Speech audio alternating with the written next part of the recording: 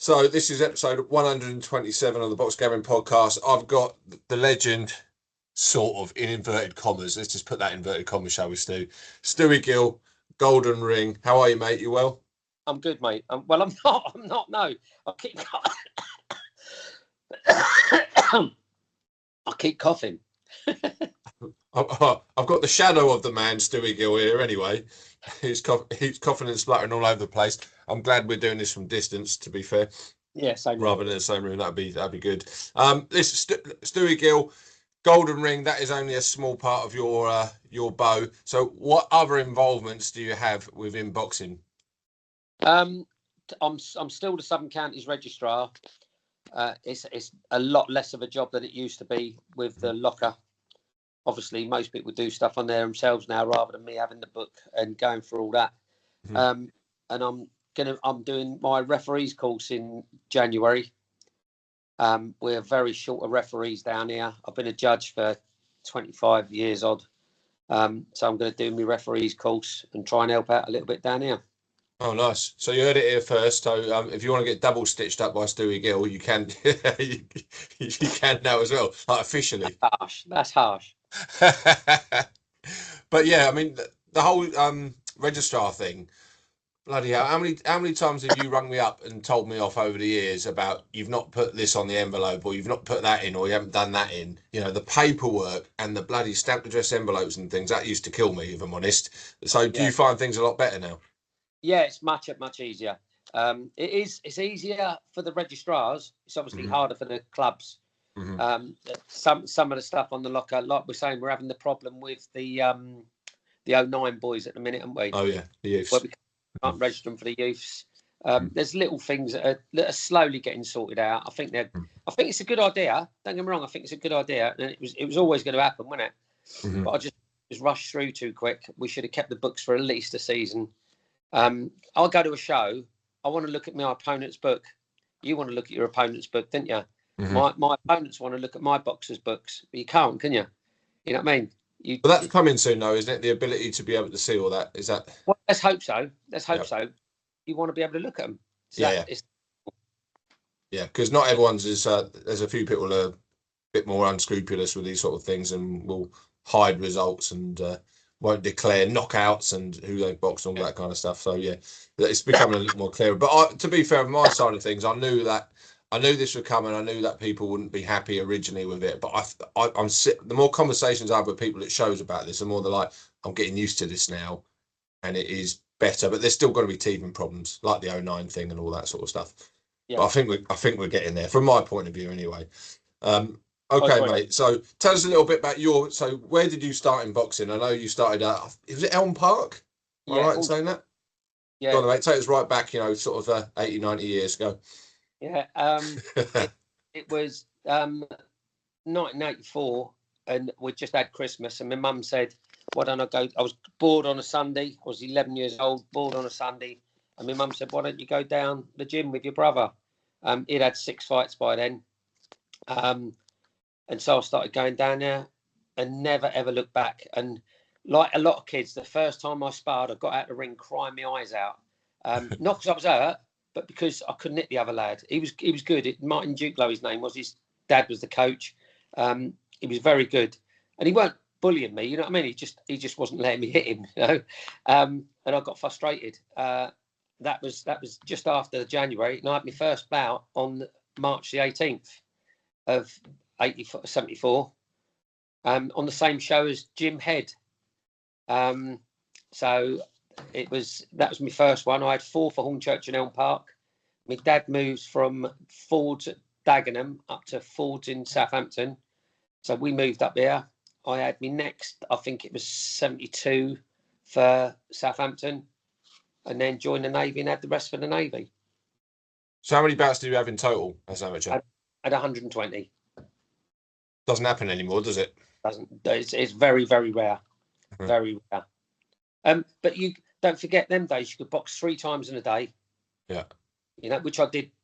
I think it's 3 occasions I boxed 3 times in a day, and another 2 occasions boxed twice in a day. And didn't lose one of them because you warmed up, you go in, you know what I mean? You and it just seemed better then, it just seemed like you get in there. In fact, when we were still allowed to box twice in a day, I had a lad called Tony Hill. He won 9 national titles. He won the schools 3 times. Yeah. He boxed bout number 1 and bout number 4, right? In the schools. Didn't even take his gloves off. Boxed bout number 1, waited for the other next two bouts, and then boxed bout number 4. You know? The good old days. I remember Lee Greenwood actually saying to me, "I'm trying to get you matched up with Tony Hill." Me. I think Tony was a little bit lighter than me. He was a middleweight, wasn't he? Yeah. Yeah. And I remember saying, yeah, of course. But I also remember thinking, Tony's going to wipe the floor with me if I box him. He could have. He was a powerful puncher. Mm-hmm. Yeah, he had something like 12 stoppages in one season, which don't happen in the amateurs, does it? No. You know? Mm-hmm. It's a bit like Midge, really, isn't it? You know, there weren't many lads who were just knocking people out. You know, a bit like Midge Noakes was one, but Tony another. Midge has got the bigger gloves on as well. Or I know he was only 60 kilos, so he didn't have the big, but he had the gloves we had then were like still a lot seemed like it weren't as what's the word I'm looking for? The softness on them, you know. Ones they got now seemed a lot softer than the other gloves back then. The lace up ones and that, you know. Yeah, I know the ones. Yeah, I mean, you have things like McGurk ones. Yeah. What else did you have? What the other brands did you have? But I remember the McGurk ones. And what word I was looking for was like they seem to have a lot of foam in the front of them now. Yeah, I know what you mean. Yeah, so it was very, very different. But yeah, 3 times in a day. Strangely enough, actually, I had my first bout. I had 3 bouts in the same day for my first bouts as well. And then I think the season afterwards they got rid of it. You know, it was just like all these laws came in. So I remember boxing up. But it was true though. It's like second bout, I felt like I'm still there. I'm still kind of ready to go rather than have this big down and back up again. It kind of helped in a way, but you know, health and safety and all that, just wouldn't have it nowadays, would they? For better or for worse. Well, we was told. I'm going back a long time when we first wasn't allowed to do it. I was told it's the doctors that are saying you're not allowed to do it. Okay. Not England boxing. It was the ABA then. Not England boxing or ABA. It was the doctors that weren't allowing it. I don't know if that's true or not, but I never know. Yeah. Well, that sounds a bit strange because I thought they would get a bit more double bubble then. Well, with the payments. In that way, they're getting 2 shows, aren't they? Yeah. I hear you. That's gone now. So, talk to me about coaching then. So, why did you actually move into from a successful amateur career into coaching? Because I went to go pro and I failed my medical, and what I failed for them nowadays you might get away with it now, but I couldn't get away with it then. This was back in '85, and I thought, well, and my old coach said to me, "Well, come down here and help us out." So I said, "Yeah, all right." Never looked back again. Just love it or loved it. Don't love it as much now. What was he reaching out to? Was it the kind of like he needs help? He needs help with coaching. You know, you've got loads of experience. Yeah, let's pull you up on the floor. Yeah, that's what he wanted. He wanted someone to help him out. There was about 3 coaches there, all quite experienced, but they wanted someone else. If you've got someone else, you know, let's face it, we all need help, don't we? Yeah, absolutely. And someone else walking through the door, especially being a boxing man with experience, is gold, isn't it? It's gold. Yeah, without doubt. Just because you just know that you know the sport and everything's going to be, you know, you can really pass that knowledge on all the time. So you mentioned Tony earlier, and I know you've had more champions than I've had hot dinners. Who else have you worked with over the years? I mean, you'll probably be missing quite a few out on, you know, in this conversation, but you know, who really stands out for you? Yeah, my first national champion was 1999. It was a lad called James Richardson. He won the schools 3 years on the trot. He lost. He didn't win the first year, and he won the class, the Bs, the Inters, and the seniors. Boxed for England. Good, very technical southpaw, very good southpaw. Danny Kent, who won a couple of titles for us, and then of course Ian Weaver, who won 9 national titles. Won the schools, one that got a silver in the Europeans. Very, very, very talented boxer, and he's now helping out coaching. Did he get a silver in the Worlds? Am I right in saying? No, it was the Europeans, was it? Oh, okay. Yeah. He lost to a German that he'd already beaten in Germany, or whatever. You know what I mean? Lost to the Irishman who he beat somewhere else. Lost to the Indian in India who he beat somewhere else. You know. Yeah. Great southpaw. Yeah, brilliant technical boxer. Very good. Wasn't allowed to turn pro over here because he had an acroid cyst on his brain, which other boxers have got away with. Harrison being the main one, he had an acroid cyst on his brain, but was still allowed to box. Right. Yeah, some good lads come through over the years, you know. And of course, Amber Mossberg, who went on and won the World Youths. She's now moved to Liverpool and she's training up at Rotunda, I believe, at the moment. Which is she not going to turn over soon? Listen, I don't know. I don't know. She needs to. She lost the love for boxing for a little bit. She is back training, and like I say, at Rotunda, you can't go wrong, really, can you? Yeah, of course, yeah. You know, good bunch up there. They all know that it's not as if they don't know their boxing. You know what I mean, so skillful bunch. Sure. So what about challenges then? So you mentioned. And there's loads of people that you've missed out there as well. I'm sure have gone on from Southern County titles, ABA titles, boxing for England, all that sort of stuff. It's probably too many to mention. But what about sort of challenges? When have you found it really sort of challenging to coach certain people? I'm not getting you to throw someone under the bus, but some people are just harder to coach. Yeah, some want to learn. Some I find the girls learn quicker than the boys do. I've got my own little theory on this. I think the girls, you show them what to do. You watch them 30, 40 minutes later on the bag trying to get the shots right that you've been doing on the pads with them. Whereas the lads, you show them 2 minutes later on the bag trying to kill it. They've all had fights at school. They all think they're roughy toughy. They're trying to show off to their mates how hard they can hit. And they're not getting the technique right. And I think the girls seem to get the technique right. They want learn like that, so that's one of the hard things. Another person I meant to mention because I didn't realise you was going to change the subject so quick, but we had Louis Edmondson in the gym as well, who won 3 national titles in one season for us, and is now British light heavyweight champion. Had a bad injury recently, where the strangest injury you've heard. He got hit on his hip, and it took the oblique muscle away from the bone. Oh, right, okay. He's in a lot of pain. He's over it now. He's back training slightly, but hopefully get back in the ring soon. So they basically had to sort of just reattach that, have they? I don't think he actually had an operation. I just think they said the only thing I can do is rest it. So I'm not 100% certain. Okay. Yeah, cracking fighter. Boxed several times for England as well, didn't he? Yeah. Before turning over. Okay. So we've talked about coaching briefly there, difficulties and challenges. What about matchmaking? And I know this could be a conversation for 700 years, like I've had with Ben Armsworth a couple of times. But what's the most difficult thing about matchmaking? Because you're a matchmaker for your club as well, aren't you? Well, yeah, I'm a matchmaker, yeah. But our last 6 shows, we've had all our boxers, we've had more lose than win, right? And because I'm not looking for wins, I'm looking for them to learn and get experience and possibly box better people than they've boxed in the past, and or on paper, because you can never tell, can you? Right? But I want them to learn. I don't just want to get them in there and just throw some shots and hopefully get a win. I want them to try and learn from it, and if it means getting a loss, so be it. But the hardest thing is I always try and get, if I've got a club coming from a distance, I always try and get 2 or 3 of their boys on. And I know clubs do that for us, but you've got to travel. You've got, we do a lot of travelling. I think we've done about 8.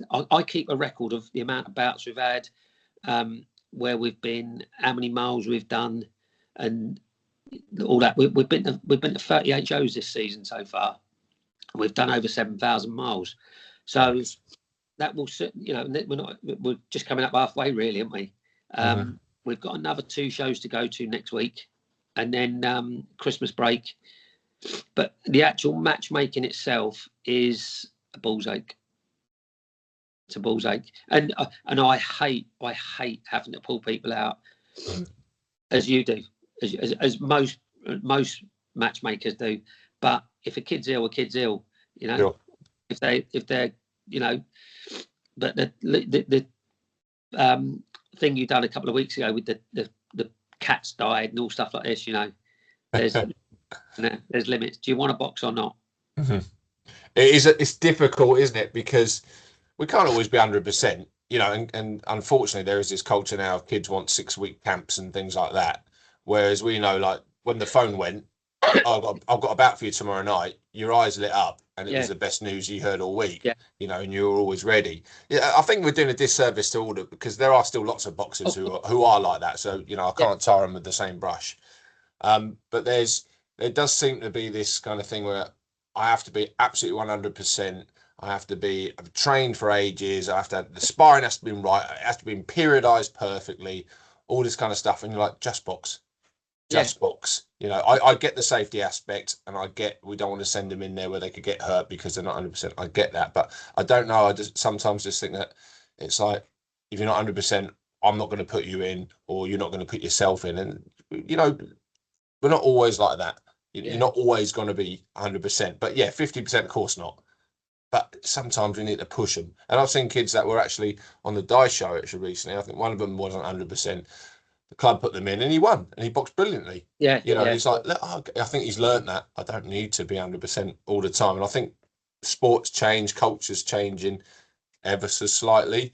But here's one that I found quite interesting. I don't know if you're hearing this a lot, and I've had to say it a few times. Rather than sorry he's not available because he's ill or he's injured, I'm hearing sorry we haven't got the coaches. I haven't got a coach. And I have to say that sometimes. Sorry, I haven't got a coach to take him up there, and that's the reason now. And I don't remember that being the case maybe 5-10 years ago. What are your thoughts on that? Well, we're lucky. We've got a good few coaches. I mean, we was at one day not last week, week 4, we was at 3 different shows. So I've got coaches that are willing to travel, and a lot of clubs haven't. But you go to shows and you see the same coaches all the time, don't you? Pretty much. And I've got a few coaches that go anywhere, and so I'm in a good position. But if we've got 3 shows, we're at 3 shows. You're very limited if you can get someone else to go to the 4th show. Especially a long way away, and they've already got other things planned and stuff like this. But I've heard that a few times, and it's just, and I've got a coach who's been waiting. It's his 11th month waiting for his DBS. Right, February the 14th, it got cleared to the last bit. He's on 0.4, is it, or something? Yeah, the stage 4. Yeah, the police check one. Yeah. And that was February the 14th. He's doing it today, funny enough. I've got another coach. Again, will go anywhere. He will go anywhere. As long as someone else is driving, because he's blind. He'll go anywhere. Yeah, and there are these hoops to jump through. Sometimes for better and for worse, child protection. I'm not going into all that conversation, but it is important. But sometimes the system of applying is very slow. It just doesn't work sometimes. I'm the same. We've got someone who's been waiting for ages, and it's like, well, we can't have him in the gym. He can't go in the corner, all that sort of stuff, and it's difficult. So these are a lot of the things that we have to deal with. So it sounds to me like we're probably agreeing on the next question. Has the sport changed in the last 5 to 10 years? Without any doubt whatsoever. What would be the main reason? What would be the main thing that you think's changed in the last 5-10 years?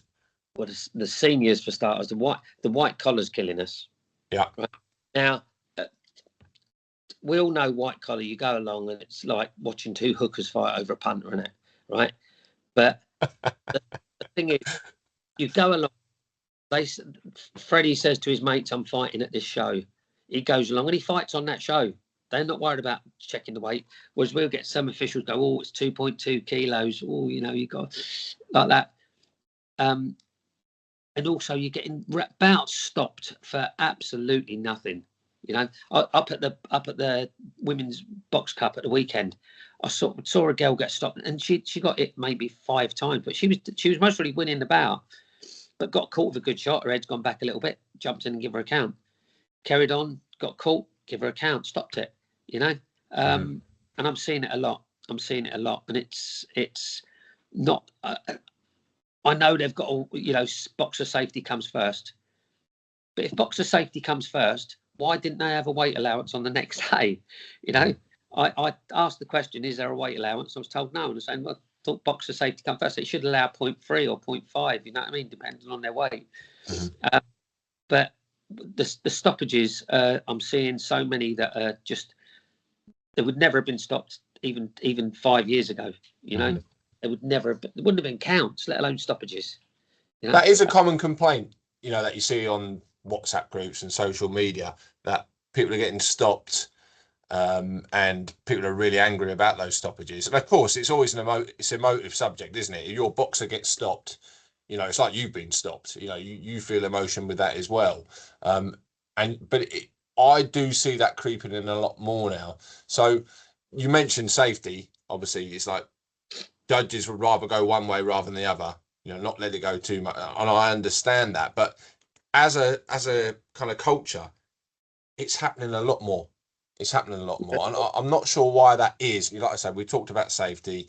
You know, I know that a lot of supervisors will have chats before the show, and they'll say, "Right, I want you to look out for this and this today. If it's a clean shot, give them a." Maybe they might say, "If it's a clean shot, really give them a standing count and give them that chance to recover." But it's happening more, so I don't know why that is. Any ideas on it? I've got no idea. The thing is, some of these coaches, some of these refs are training in gyms, so they know what a proper shot is. You know, it's boxing. You are going to get punched in the face at some point. You know, and just because your head goes back, don't mean it hurts. You know, I don't know. When you was boxing, did you ever really get hurt? Even when I got a few times. Did you? I got knocked clean out. I got knocked clean out. I can't remember anything about it. Oh, I see what you mean. Yeah. But I got, you know, in all those bouts, I can never remember thinking, oh, bloody hell, I don't want that again, and wanting to get out. You know what I mean? Just thought, right, you're going to get one back. And I know that there's several kids out there that are not being given the chance to show what they can. In fact, I lost a good kid. Because he got stopped with about 15 seconds to go, right? And he was losing. I've got no complaints about that. He was losing, but he just wanted to go the distance. And he got stopped with about 15 seconds to go because his nose was bleeding. And you're like, and then he's gone, I might as well just play rugby. You know what I mean? And now he's playing rugby. He's not down the gym. And so we've lost another kid that, and now if every club loses one kid, that's a lot of boxers gone, isn't it? You know? And every club loses more than one just through these ridiculous stoppages. Yeah, I do get it for officials and referees, judges. I do get it that they're culpable for the safety and well-being, but they're also culpable for the experience, for the retention, and it's a fine line. They're always going to go with the safety part first, but it is a fine line, and I think we just need to have sort of open conversations around it, about how we manage that, if that makes sense. Yeah. So Stu, just shifting gears slightly, as boxing coaches, I mean, I've known you years, and you've known everyone in the Southern Counties all around the country, you know, for years and years. What is it if we were one big boxing club, you know, and we had all these thousands of coaches in the gyms? What is it that we do best as boxing coaches, as amateur, voluntary, unpaid boxing coaches? What is it that we do best? Keep kids off the streets. Educate them on why they shouldn't drink, why they shouldn't smoke, why they shouldn't take drugs, why they should eat healthy. And make sure that these kids are growing up with a purpose in life. And you must have loads of examples of that. Again, you don't have to name names, but you know, I'm sure you've had a few rough and ready kids come through the gym that you've turned around. We had a kid, right? When I first started coaching, this was not long after I started coaching. He's come in the gym. I'm a West Ham fan, right? And he had a West Ham shirt on. So I went, all right, mate, well done. Good lad. You can train here for nothing and all this sort of stuff. And he weren't bad. And I got talking to him and I said, right, I'll see you down here Friday. First session he'd ever done. I said, I'll see you down here Friday. He said, I'm not here Friday. I'm on the telly. I said, oh, what are you on the telly for? He said, you won't notice me. My face is blurred out. So I thought, well, that's not a good thing, right?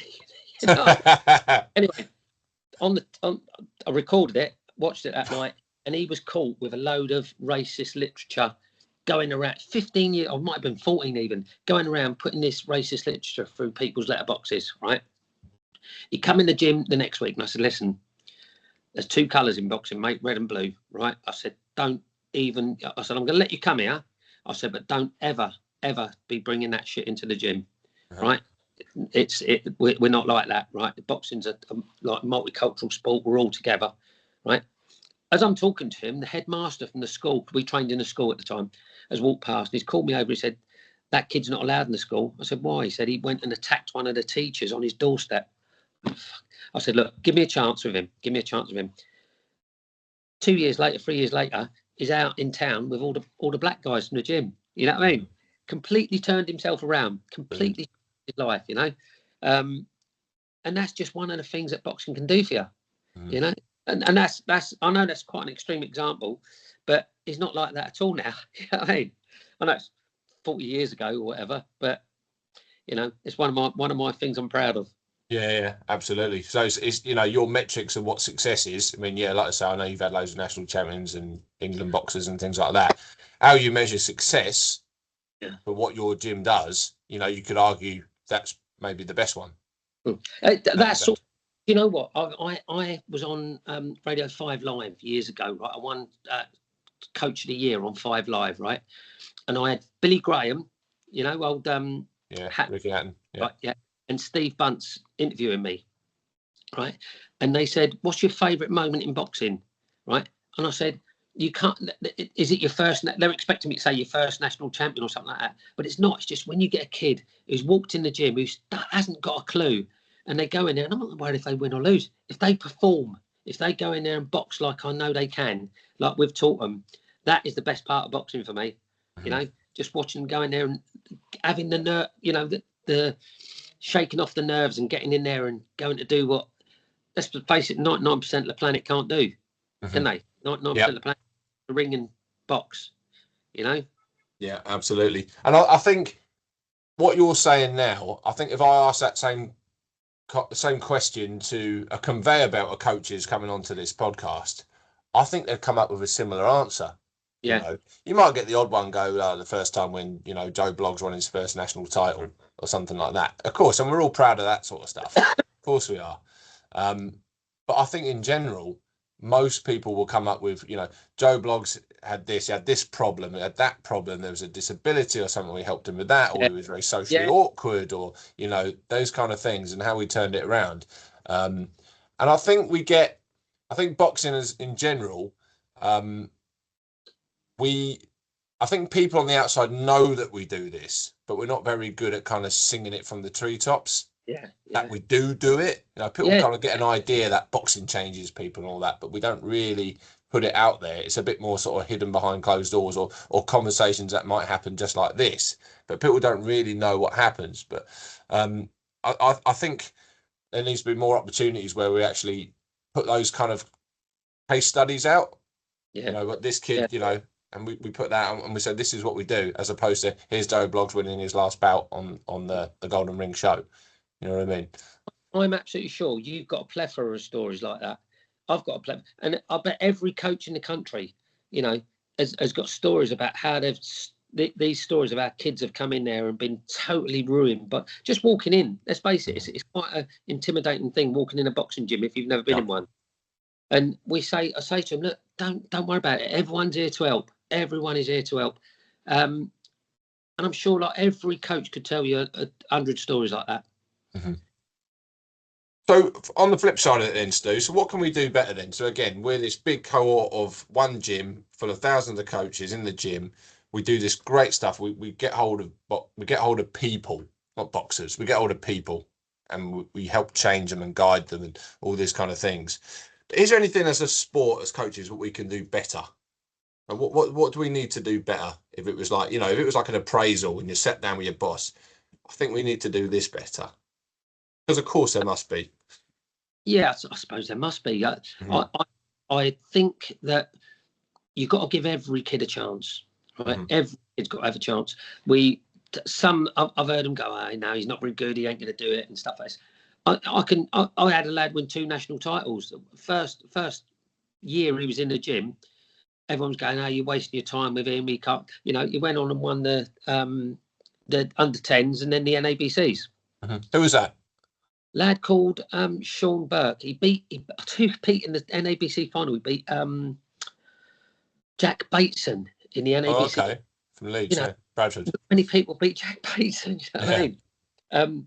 And it was just, I said to him, look, you're not going to outbox him. He's a brilliant boxer. You just got to go and have a fight with him. And that was all my lad could do anyway. He just went out there and tore into people, you know. And yeah, he won it. He won the NABCs that day.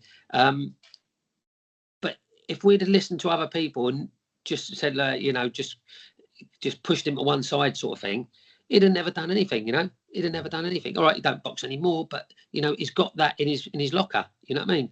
Mhm. So you got to give him all a chance. Yeah. It is those ones, you know, you mentioned earlier about when you see these kids coming through and flourishing.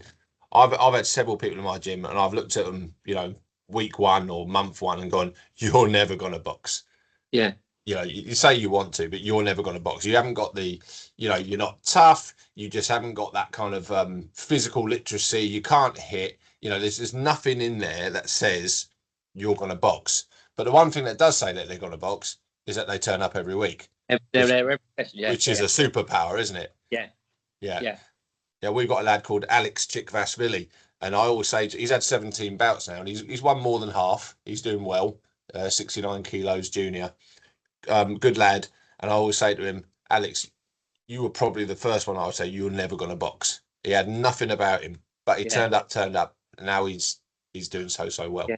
You know, and these are the things that make you smile.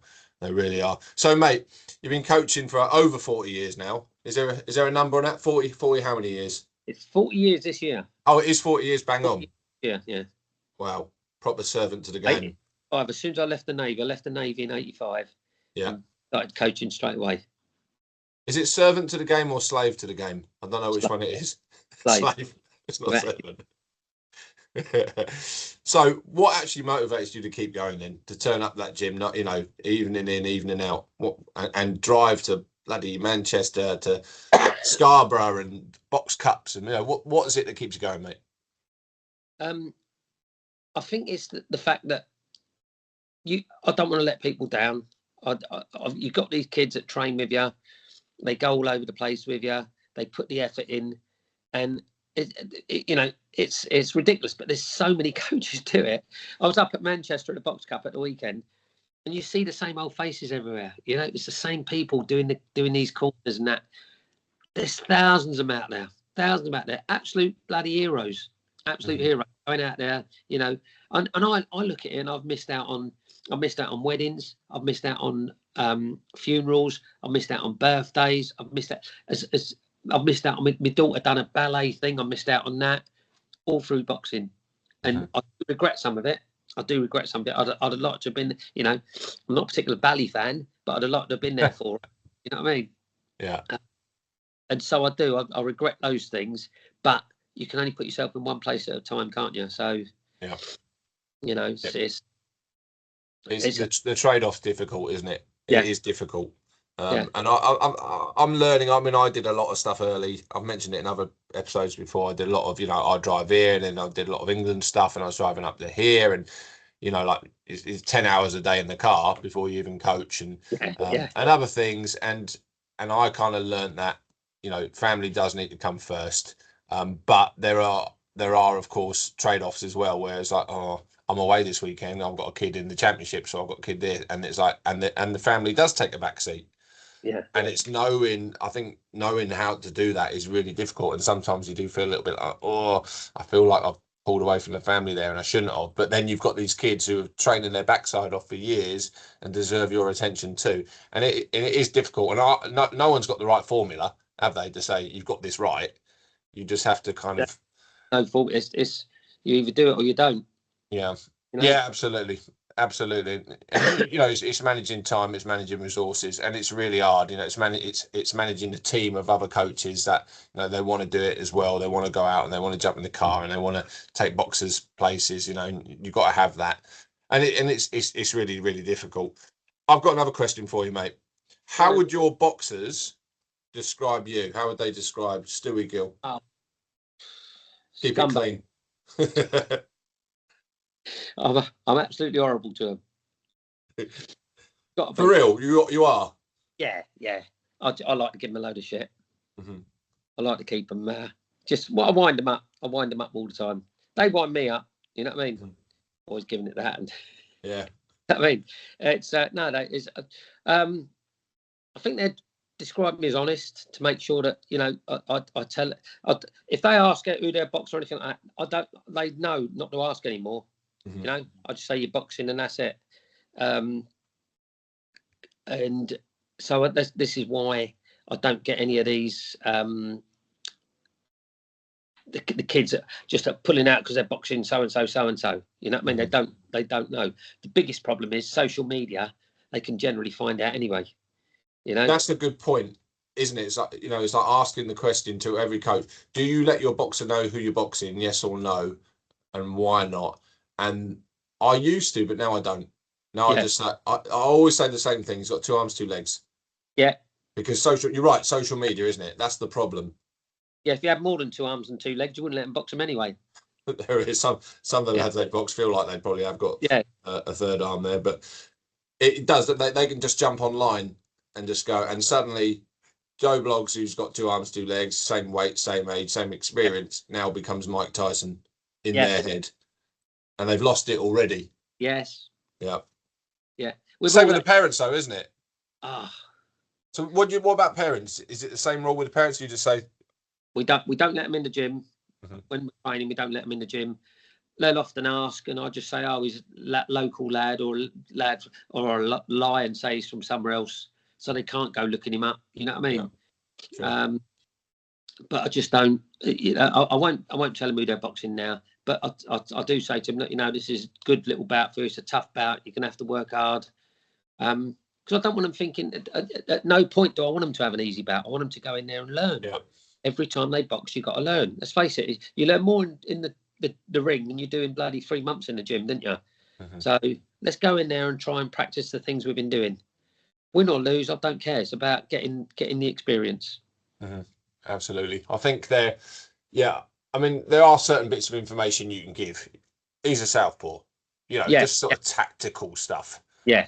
Why do you need to give the name? Unless they're an open class boxer and they're going in championships or something like that, you're likely to draw this lad and this lad. So because that way we can then start prepping for that lad. Yeah, yeah. But 9 times out of 10, you don't know who he is, what he's like. Yeah. They're tall, they're short.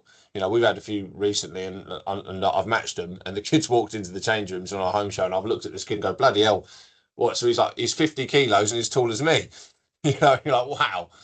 But you know, these are good problems that they need to adapt to. Yeah, because they're going to box these different people all the time anyway, aren't they? Yeah. Let's face it, they're going to be having 20, 30, 40, 50 bouts. They've got to be prepared to box people of all.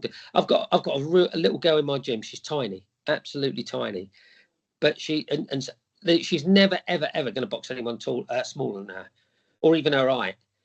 So I make her spar with tall girls all the time. And she said to me, "Why am I always sparring tall girls?" I said, "Look at the size of you. She's like 45 kilos, 46 kilos, 18 years old, and tiny." I was going to box the women's box cup, but there'd be no one there for her. Mm-hmm. You know, 2 bouts or whatever. So.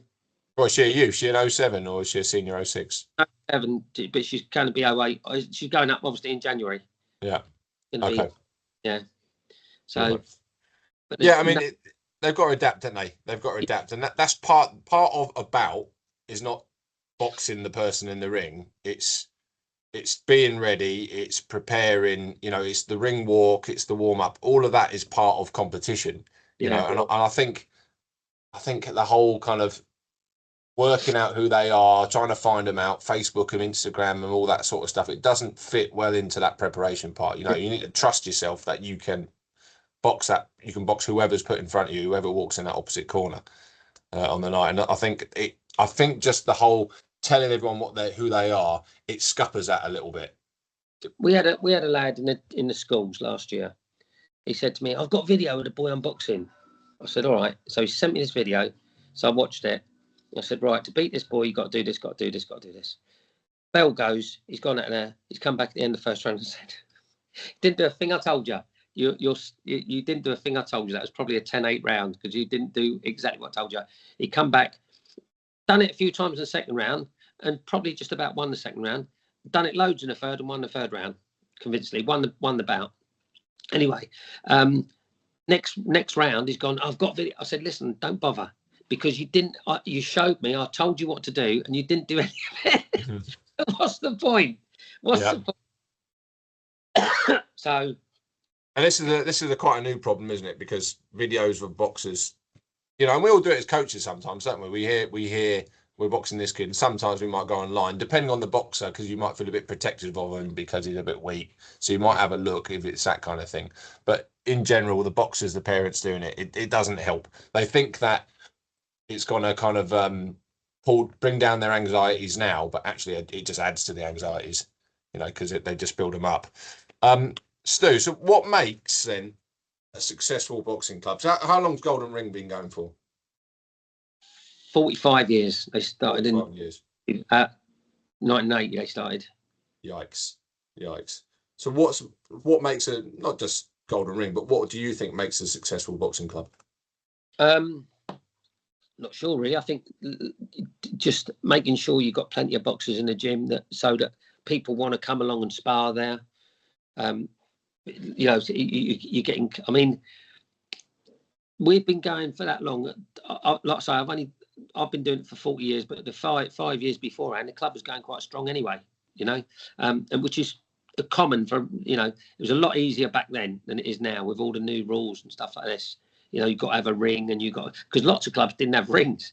I mean, we had our first gym, we had a ring that you tied up, and it was just a couple of bits of rope. We had to get up in the loft and get the bags down. That was half an hour on its own. You know what I mean? Yeah. So I think just having people there that are reliable, people there that are willing to help.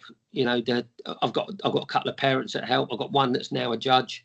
And he always asking questions about making sure that he does things right,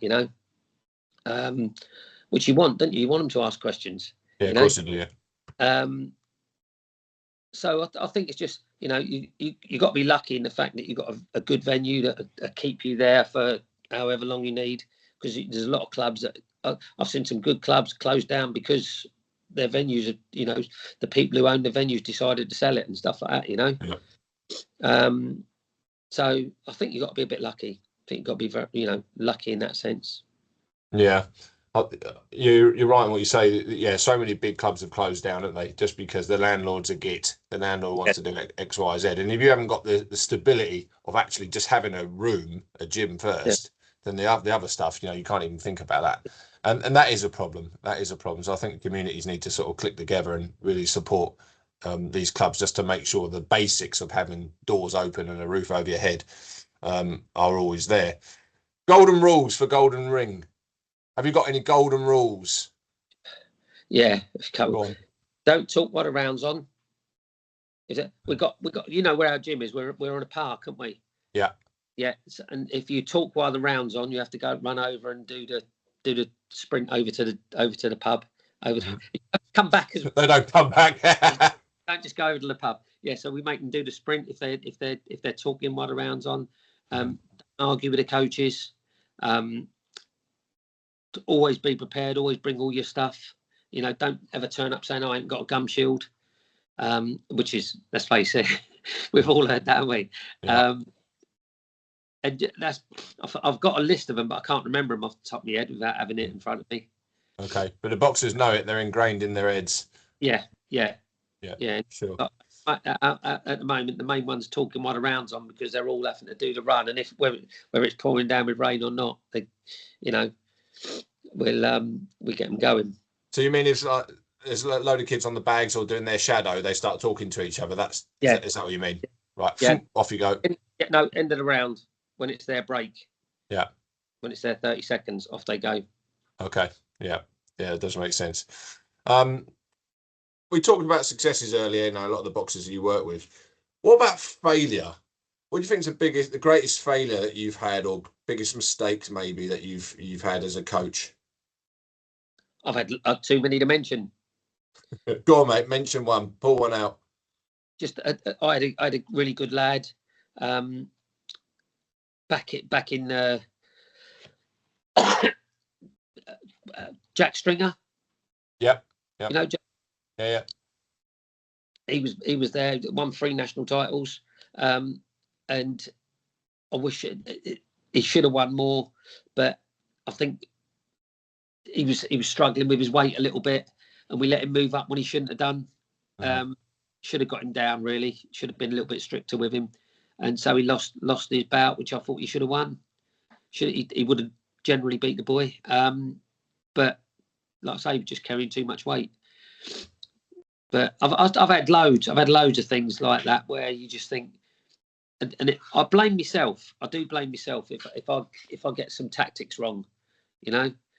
And we all do it. Don't matter how good a coach you are or how long you've been at it. You get your tactics wrong.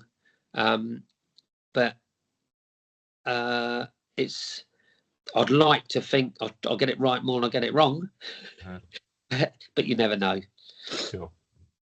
And I think that's important, admitting your mistakes as well. You know, that we all do them, you know. And there's too many variables in the sport to get everything right anyway, isn't it? There's too many things that could go wrong that happen. Advice to new coaches in the sport. So, you know, Joe blogs, whether he's an ex-boxer or he's a PE teacher walking through the door, it's a parent that says, do you know what, I want to get involved. What's the advice you give to new coaches? Right. Listen to the coaches that have been there. Right. Listen to your old coaches. Enjoy it. Enjoy it. Don't make it a struggle. Don't make it, you know, if you're enjoying it, it makes it so much easier, you know. Have a laugh with the other coaches, have a laugh with the boxers, right? But like I say, the coaches that have been in the gym a while, listen to them. Most of them, you know, they've done it. They've been there. They know what they're doing. They've been to shows. They get used to going to shows, you know, and listening to other coaches from other clubs, because there's so many coaches out there that want to help. They want to, like this podcast and this you know, the gathering. It all helps. It helps other people, and let's face it. There was a thing on Facebook last week about someone saying, "Oh, if you've been in the game for 20 years, I've been watching boxing for 20 years. I know it all." I said, "You don't know it all. I've been coaching for 40 years, and I'm still learning. You know, every session you're learning. Try and get something out of everything. You go in that gym, try and learn something." Absolutely. Southern Counties, then. I mean, you've been in the Southern Counties for 40 years. Yeah. 40 years. So what do you think the state of the Southern Counties is like now compared to where maybe when you started? It's up and down. It's up and down. There's some good kids.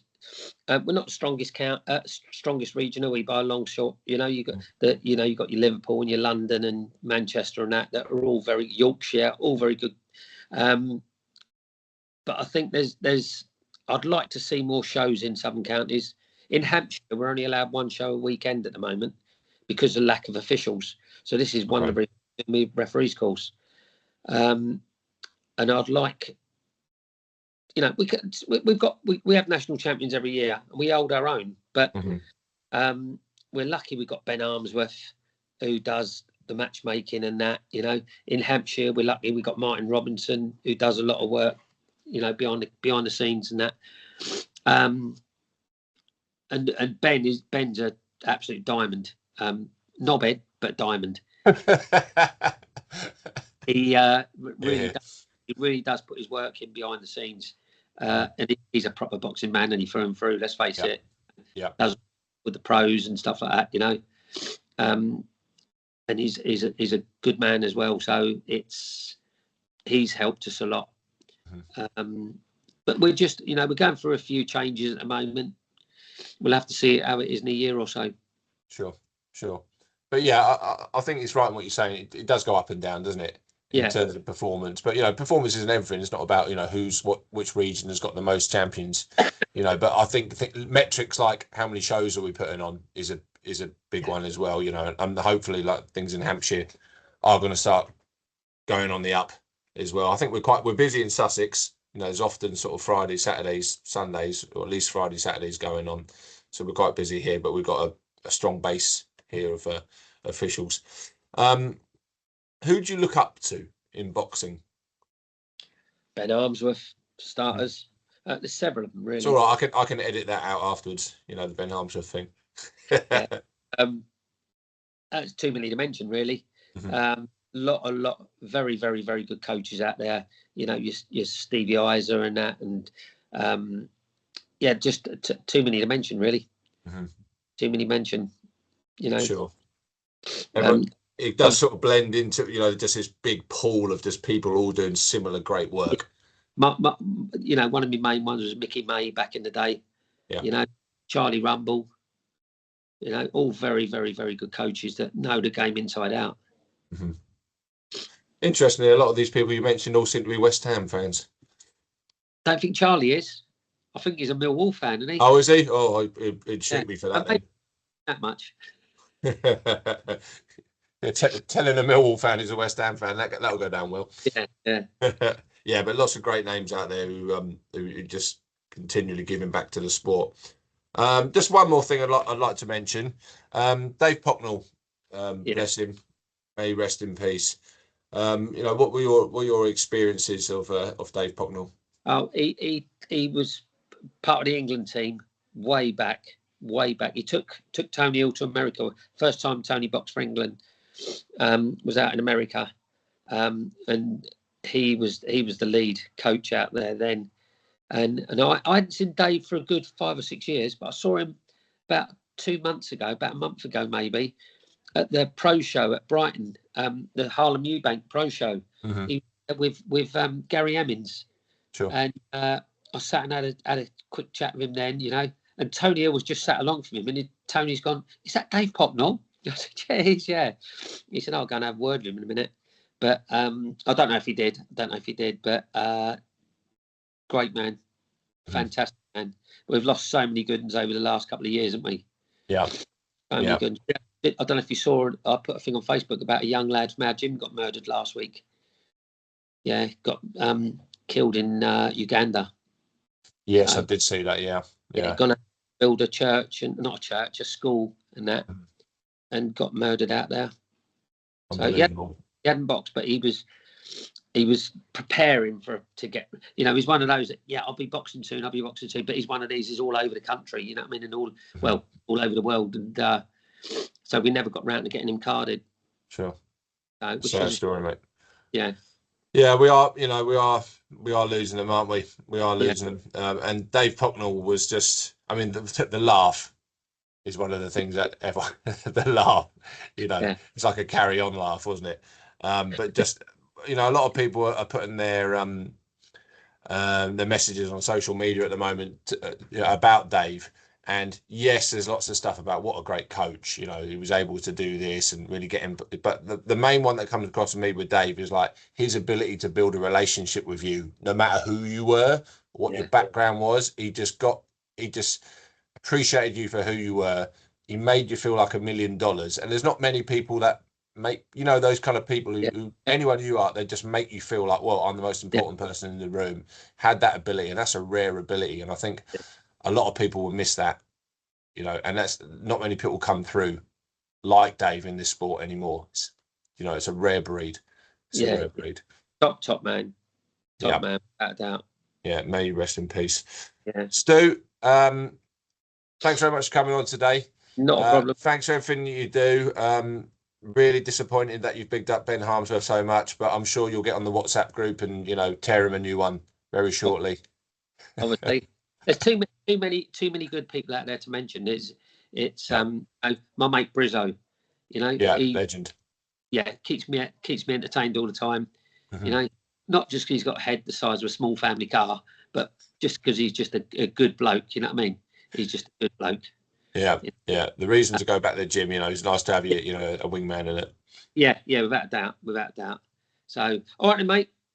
All the best, mate. I'll speak to you very, very soon. You take care. Nice speaking to you. Cheers, Adam. And you, Steve. Cheers, mate. Bye-bye.